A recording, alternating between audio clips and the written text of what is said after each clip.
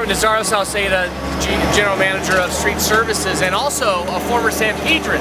Yes, sir. We're in the middle of Gaffey, where we're resurfacing the entire corridor, the main artery into San Pedro.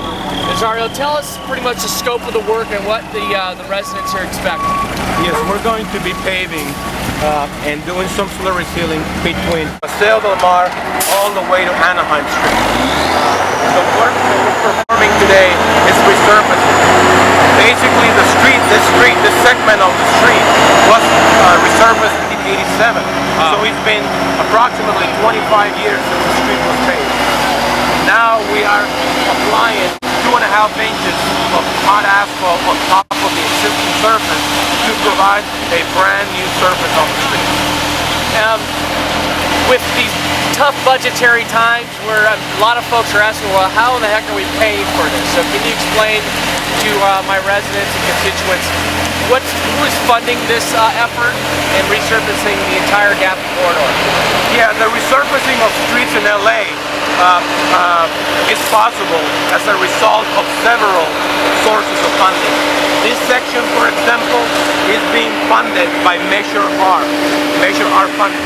Further down, as we approach the freeway, the 110 freeway, it'll be funded with monies from MTA, Proposition C. Each source of funding has different restrictions. For example, that section by the freeway requires us that the streets that we pave with that money, they must have buses on it because it's MTA funding. Right. This is Measure R.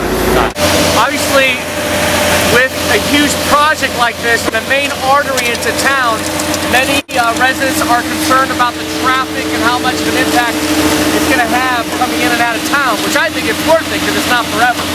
Why are we doing this like in the middle of the night, like say between 11 at night, 5 in the morning, where you don't have a lot of activity on Gaffey? Well, there are regulations, what I call noise regulations. This section of Gaffey Street is purely residential. There is no way that as loud as our operation is, we can do this at night. No one would be sleeping.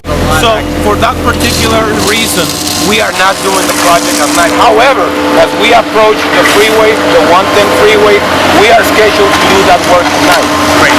And we are going to coordinate with the hotel and all the other places to make sure that we minimize the impact on the traffic.